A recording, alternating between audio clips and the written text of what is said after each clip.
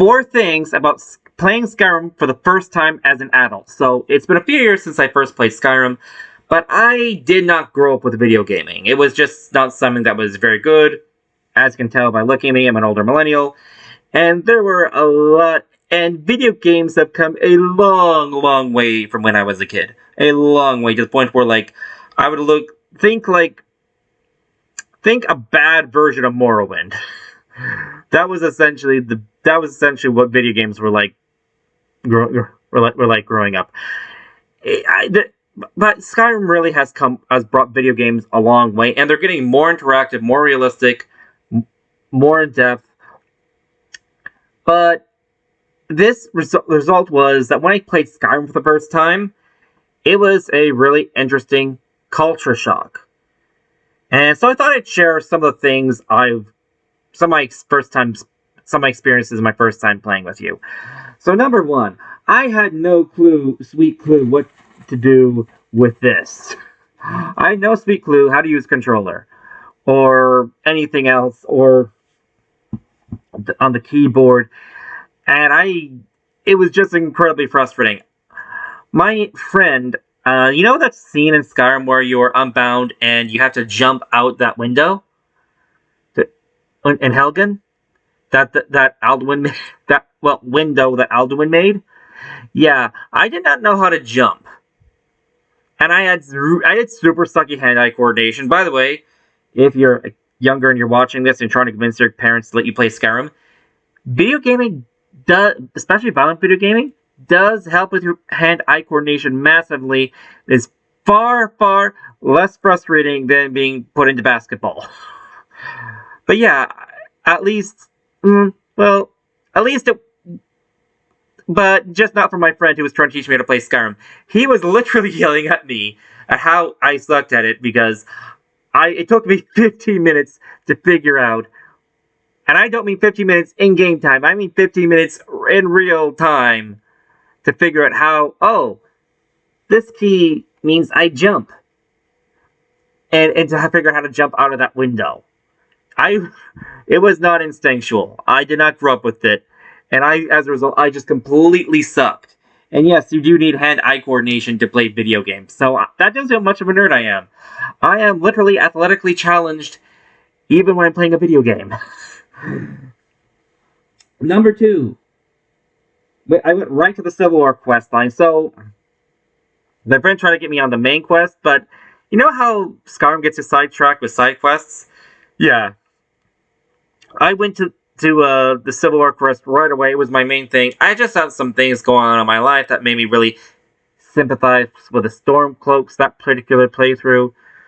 But yeah, as a result, I did not get to do the quest for Mafala in that playthrough at all because Balgruuf was already kicked out. Was kicked out of White One way too soon. But yeah, I just love.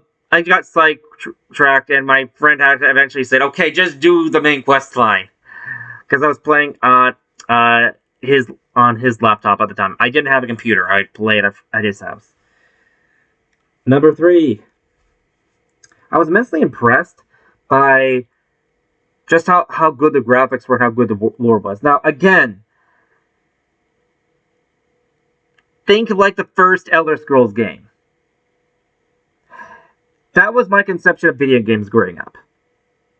You can see why I was not impressed with it, and why I just thought thought video games were just dumb growing up.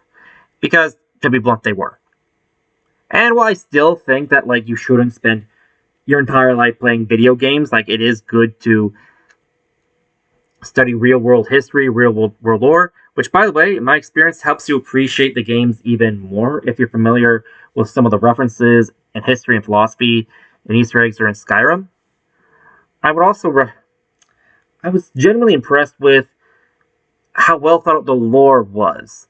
I was genuinely impressed with how all the references to Roman history, to world religions, and the philosophies that have borrowed from Norse mythology, from Hindu mythology, all the references that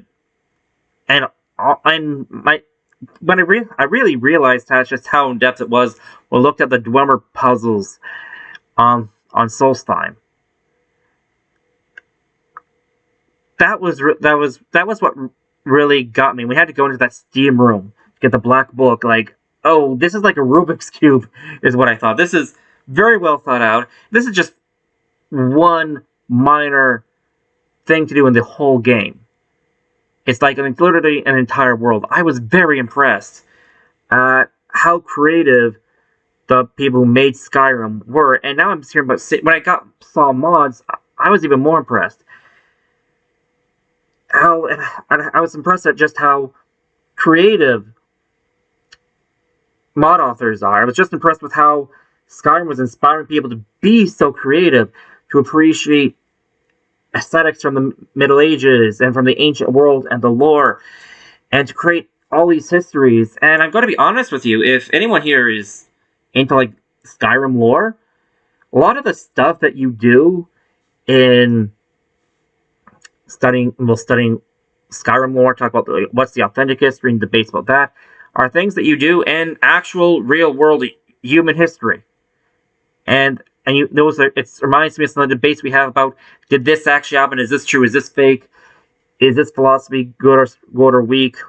A lot of those debates are reminding me of what goes on in the real world. And I think that it's something that people in both, if you're into video games to the extent, if you're either in video games to the extent that you are ignoring the real world, or if you're so obsessed with being in the real world that you ignore video games, I think that's something that both of you should learn to appreciate about the other. That's just one of my takes. And again, as I already mentioned, I had zero hand-eye coordination.